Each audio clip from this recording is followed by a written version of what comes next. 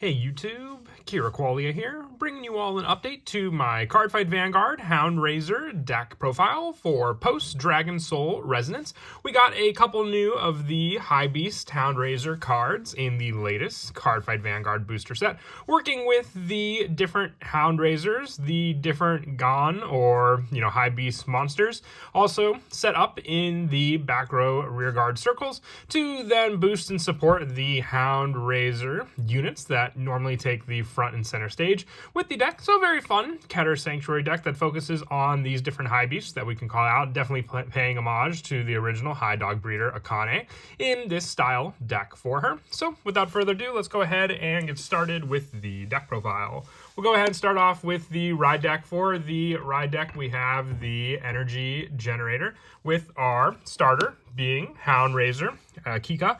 When rode upon, if you went second, draw a card. Our grade 1 is Hound Izumi. When rode upon by Hound Hakuren, look at the top 7 cards of your deck, choose up to 1 high beast from among them, call it to rear guard, and shuffle the deck.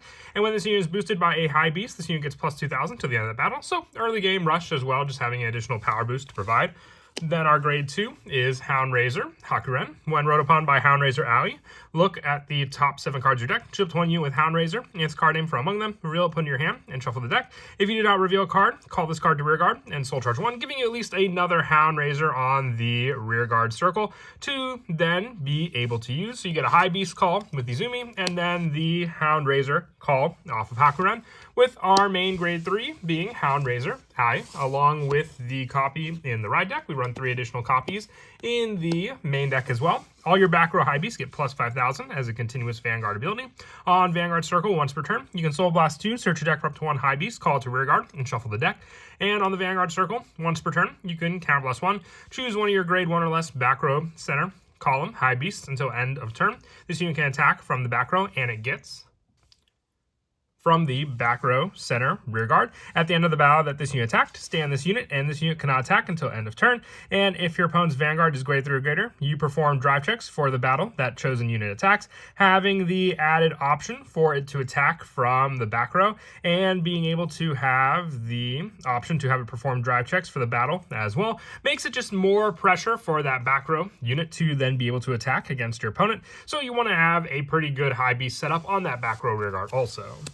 The additional grade 3s include 2 copies of Hound Seishin. Now, the big thing with this deck is we have a good number of cards to utilize in the deck, so our numbers are kind of all over the place for what we run. The one important high beast as well in the deck, which is Sergon. If you wanted to run Sergon, I know it's more of a pricier card. I'll show what cards you can take out for copies of Sergon, just being a consistent high beast to be able to run in the deck. But once again, this is more of a budget-friendly deck, so people who want to run Sergon may just not have it in the budget to play, but I'll show what you can take out for Sergon as well. But for Seishin, from the front row rear guard, all your high beasts on your rear guard get intercept and can intercept from the back row.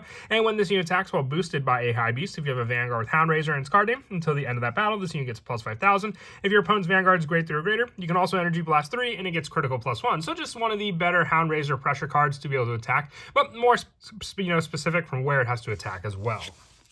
Additional of the Hound include 4 copies of Hound Hinami.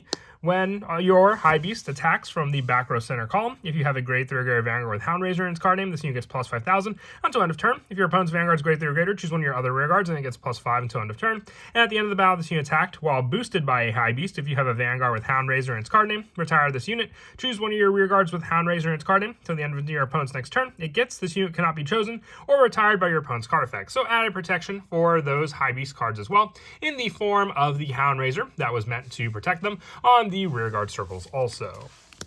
And then lastly, for the grade 2s, which the grade 2s and 3s are all, consist of the Hound which I think is really cool, while the actual high beasts are the grade 1s that get called to the back row center rear guards, as mentioned before also.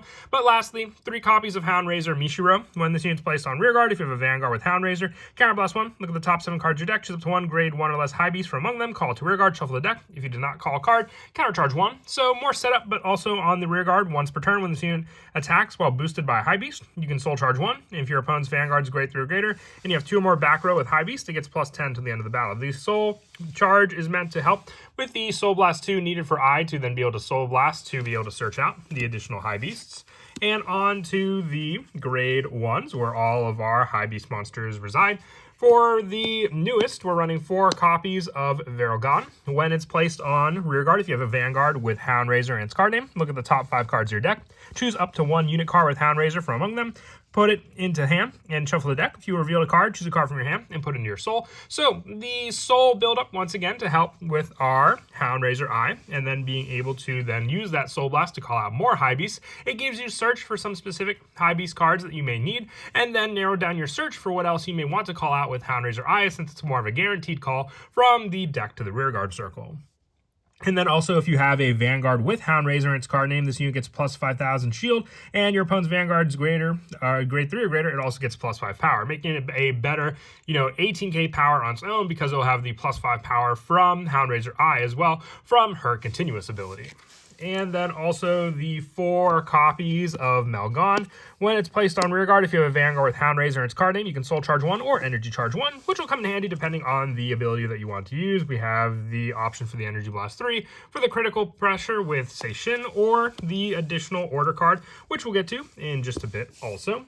The 2 copies of Revergon for the retire power for grade 1 or less rearguards of our opponents by using a counterblast. Up to this point, we haven't really used too many counterblasts in the deck also, aside from cards like Mishiro. So having the additional option with this card and Eye's own counterblast for retire power definitely can come in handy as well, with the other grade 1s being 2 copies of Nelgon.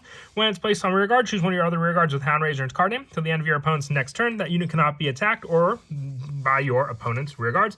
So sort of a different option than our Hound Raiser Hinami, since Hinami protects them from opponent's card effects. Nelgon prevents the rearguard with Hound Raiser from being attacked by our opponent's cards, so we can protect the other Hound Raiser cards that we have in exchange, while our Hinami protects our Hound Raiser for our other card effects. The attack power just makes it all the more difficult for our opponent to be able to attack into those cards. And then also 2 copies of Ragon. If you have a grade 3 Vanguard with Hound Raiser and its card name in the back row center rearguard during the battle attacked, when your opponent will call cards from the hand of the guard circle, they must call 2 or more at the same time, giving you more of a guard restriction when we have this card be the one to attack from the back row, thanks to Hound Raiser Eye. And then the last of the grade 1s being our Sentinel lineup. So the 4 Sethlons. Sadly, we don't have a high beast Sentinel to run in the deck, so just have to go with the standard Sentinel to use. And then lastly, the order we run being the 4 copies of a Warrior's Rest. You play it with an Energy Blast 2. Choose 2 of your units. They get on Vanguard or Rearguard during the battle this unit boosted. It gets plus 10,000 to end of turn. If you have 5 more units, draw a card. So it can make up for the order while still providing the additional power that this card can give to 2 units also.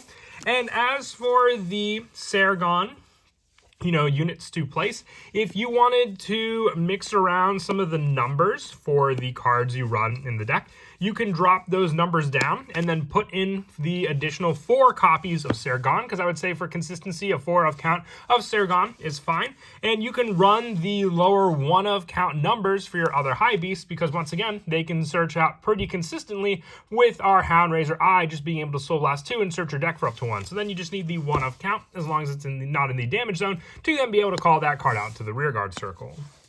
And then lastly, for the grade 0s, our trigger lineup, we're going with the 7 criticals, so 3 copies of Knight of Orderly Bow, Livarok, and then the 4 Blade Feather Dragon, just for the added put into soul power, with our next trigger being the front trigger, so 4 copies of Bard of Heavenly Song, Alpac, for the additional 5k guard, and then just added pressure to our front row rear guards, with our heels going with the generics, Knight of Clarion Strings, Rasula, and then our over trigger being a Martinoa, because then there's just more pressure on top of our back row rear guard getting a drive check, also being able to have our front row rear guards have drive checks as well. So being able to have a potential turn where you're doing 4 drive checks in total for different rear guards, making it all the scarier for our opponent. But that is it for the deck profile. I hope you all enjoyed. Just a quick update to a very fun Keter Sanctuary deck we've had for a few sets now, and I'm sure we'll continue to get support in the later sets as well for it also. And as always, until next time, please don't forget to leave a like and subscribe, and Kira Qualia out.